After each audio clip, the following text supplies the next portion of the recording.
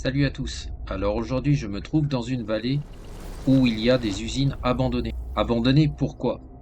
À l'époque, la rivière qui était juste à côté fournissait l'énergie hydraulique pour les machines. Des dizaines d'usines se sont installées dans cette vallée.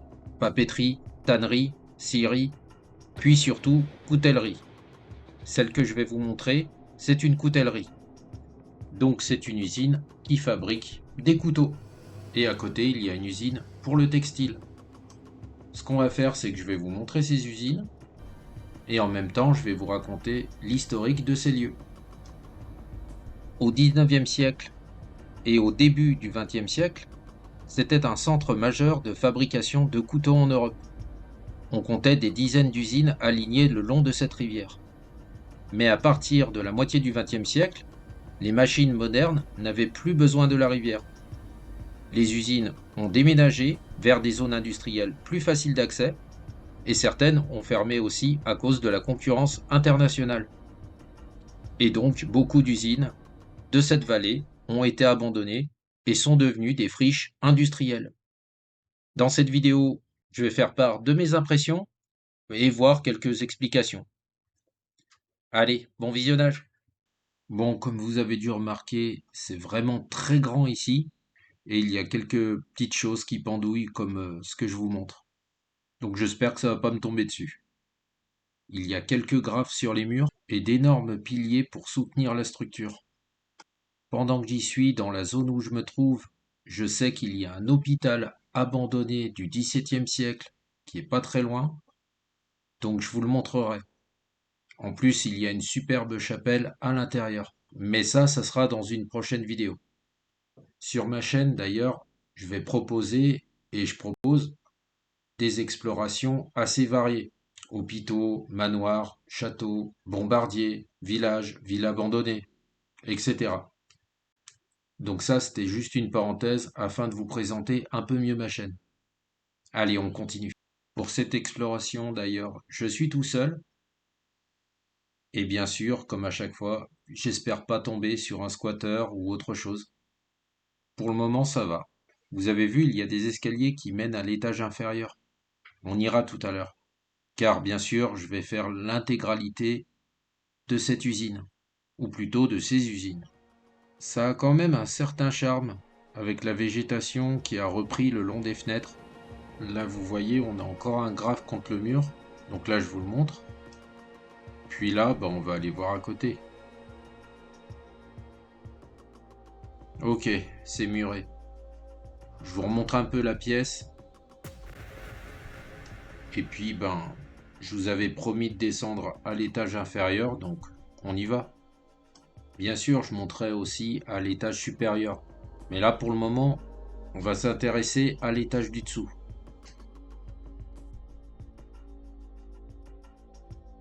Bon, pour les escaliers, bien sûr, ça va. Comparé à certains manoirs ou certains châteaux où c'est un peu en ruine, là j'ai confiance. Bon, là il y a une vanne. C'est pas étonnant d'en voir une puisque cette entreprise comprenait des systèmes hydrauliques. Donc là, je vous montre une machine qui était dans l'entreprise. Et tiens, il y a une flèche. Bon, on va continuer par là. Ici, on a une porte qui a été défoncée. Vous voyez, je vous montre un peu ma GoPro. Je m'attendais pas spécialement à faire une exploration aujourd'hui, mais c'était sur ma route, donc je me suis arrêté. Et je savais qu'il y avait quelques points quand même par ici. Donc j'ai mis ma frontale sur ma tête et j'ai équipé ma GoPro avec une lampe. Bien sûr, je suis tout seul, comme certaines fois. Ça me dérange pas, mais des fois on se fait certaines peurs. Comme là tout à l'heure, vous avez dû voir cette banderole qui s'est agitée. J'ai cru que c'était quelqu'un. Tiens, là on a des mini stalactites.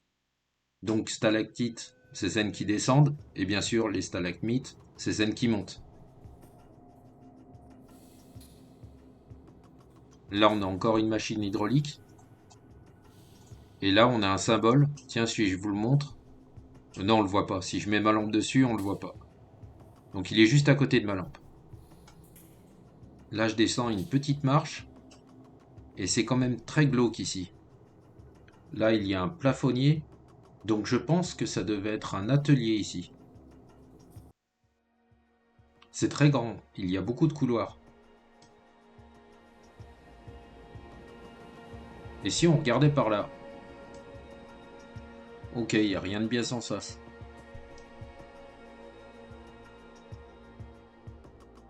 On va ressortir par cette porte.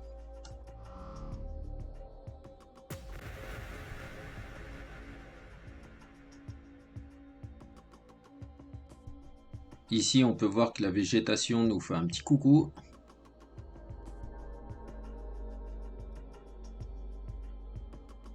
C'est quoi ça? Une baignoire?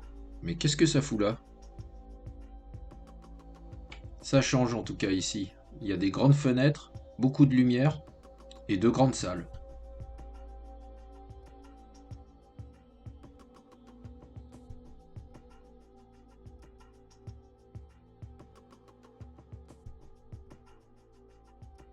Là, on a un grand trou dans le mur et ça devait être un monte-charge.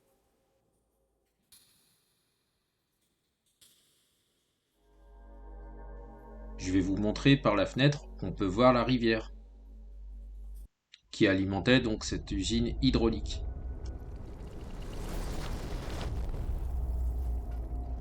Ici, on a une banderole et dehors, en fait, on peut voir le pont où depuis le pont, on s'aperçoit que l'usine a une forme de bateau. Voilà, je vous montre un petit peu la vue extérieure de cette usine. Je peux vous dire aussi que c'est une ancienne usine de coutellerie, comme vous avez compris, mais aussi de papeterie. Et ce lieu, autrefois, vibrait d'activité, pour être désormais un vestige du passé recouvert de lierre et de mystère. Et exactement au bord de cette rivière, il y avait à peu près une centaine d'usines, et leur histoire date environ du XVe siècle, avec un rouet installé à cet emplacement pour se servir de la force hydraulique de cette rivière justement. Plus tard, des bâtiments se sont construits tout autour, changeant et évoluant jusqu'en 1872, lorsque cette usine adopte la forme qu'elle a encore aujourd'hui. Au tout début, c'était une papeterie qui, au fil des décennies, finira par abriter diverses activités relatives à la coutellerie et entrer dans la Société Générale de Coutellerie et aussi d'Orfèvrerie.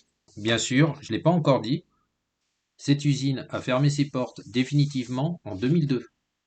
Normalement, on a aussi des bureaux, donc on va y aller tout à l'heure. Et apparemment, il y a quelques soirées qui se sont déroulées ici. Donc c'est pour ça qu'il y a quelques graffitis. De ce que j'ai entendu, il y a un projet de restauration de cette usine. Ça serait un moyen de redire que ce patrimoine-là n'est pas le fruit d'un abandon dû à la coutellerie, dû à la fin de l'histoire industrielle, mais à l'évolution d'une histoire industrielle. Donc ça serait à la fois un respect de mémoire pour ce patrimoine qu'on doit sauvegarder et transmettre, mais aussi il faudrait une volonté d'en faire un objet de désir pour le futur. Il y a déjà eu quelques coutelleries qui sont fermées depuis un bon moment et qui sont devenues un centre d'art contemporain. Donc peut-être que ça pourrait être la même chose pour cette usine.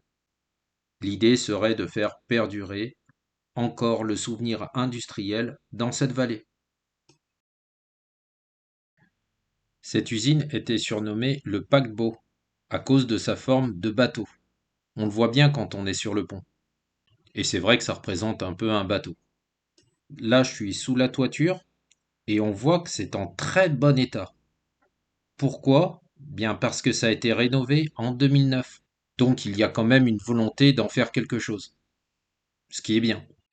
C'est marrant aussi. Là, je me trouve tout au sommet et j'ai l'impression qu'il y a des yeux qui sont rivés sur moi. Car vous voyez tous les bâtiments qui nous entourent? Ça donne l'impression que tout le monde nous regarde. On va passer cette porte et voir de l'autre côté ce que ça donne.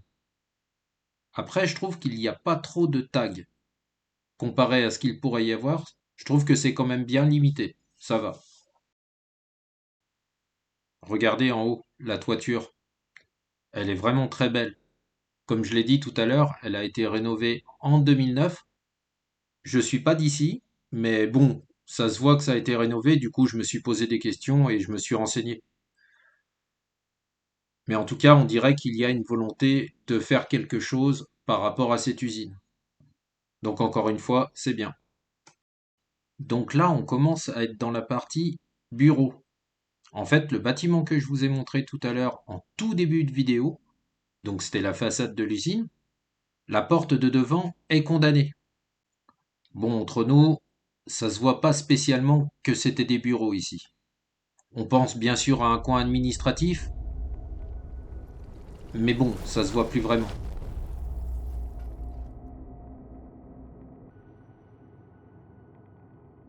Voilà, le trou dans le mur. Le trou dans le mur qu'on a ici, il est énorme. On peut même encore voir un peu l'ancienne tapisserie. C'est fou quand même ce trou, je me demande trop ce qui s'est passé. Après ici, il y a quand même plusieurs pièces. Et d'après ce qu'on m'a dit aussi, apparemment ça a été squatté. Visiblement pas pour le moment en tout cas. Toujours un peu de végétation qui essaye de rentrer dans le bâtiment. Moi quand je vois ça, en général je suis content. Car je me dis que la nature reprend ses droits. Et bien sûr, je trouve ça très beau. Ok, ça c'est d'anciennes toilettes. Et pour la petite histoire, c'était un couple que j'ai pris en Blablacar. Donc un couple qui avait à peu près comme moi la trentaine et qui travaille à la base en Suisse. Ils étaient très sympas et on s'est mis à parler d'urbex pendant la route. C'était un de ses cousins qui connaissait ces lieux, donc l'hôpital et l'usine que je suis en train de vous montrer. Du coup, ben, je suis allé voir. Donc merci à eux. Je sais que je leur avais parlé de ma chaîne principale. Je leur ai pas parlé de cette chaîne où je fais que de l'urbex. Mais si jamais ils ont suivi, car je sais qu'ils me suivent sur la chaîne principale, et si jamais ils sont là, ben, je leur fais un petit coucou. Et j'espère que tout se passe bien pour eux. De ce que j'ai compris, ils baroudent plutôt pas mal. Donc, comme moi, je sais même pas où je vais être des fois le lendemain. Mais bon, ça me plaît. Je suis pas en cavale, bien sûr, mais j'adore faire de la route. Et j'adore voir différents lieux. Allez, c'était un petit aparté. On reprend l'explo. Faut faire attention quand même où on pose le pied, car j'ai vu qu'il y avait des trous au niveau du sol. Allez, hop, on se penche pour passer de l'autre côté. Ah oui, on peut monter encore plus haut. Regardez ce trou. Faut regarder quand même où on pose les pieds. Bon, après ça tient quand même. Je tente pas le diable, j'enjambe bien sûr. Il y a plein de gravats au niveau du sol. Et regardez là sur le côté, il y a un lavabo. Voilà, et un trou au niveau de la porte. Donc il a été fait exprès, je sais pas pourquoi. Allez, on va se le tenter, on va aller voir ce qu'il y a là-haut.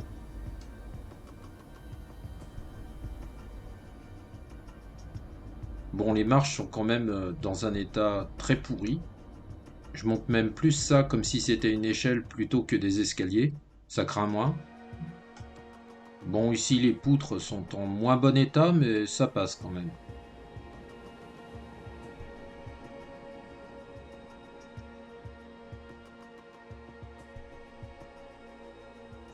Une poubelle en hauteur, je sais pas pourquoi. Peut-être pour prendre une douche. J'en sais rien. Je sais pas pourquoi cette poubelle est accrochée en hauteur comme ça. Allez, je vous refais un peu le tour de la propriété. Et je vais vous montrer aussi une machine que je vous ai pas montré tout à l'heure. Pour le moment, je vous montre un autre point de vue qu'on a sur l'usine depuis l'extérieur. Et là, donc, je suis remonté tout en haut afin de vous montrer cette machine. Donc, elle est là, elle se trouve juste derrière moi. En fait, tout à l'heure, j'avais plus de batterie sur la GoPro. Donc, je suis allé un peu recharger la batterie dans le camion. Je pense que c'était une pompe qui devait servir pour acheminer l'eau. Je remonte ces quelques escaliers afin de vous montrer l'état de la toiture. Et si vous en savez plus par rapport à la machine que je vous ai montrée tout à l'heure, n'hésitez pas à le dire dans les commentaires. Sinon, j'espère que la vidéo vous aura plu. N'hésitez pas à vous abonner, ça fait toujours plaisir. et à laisser un petit pouce si la vidéo vous a plu justement. Allez, à bientôt. Ciao et prenez soin de vous.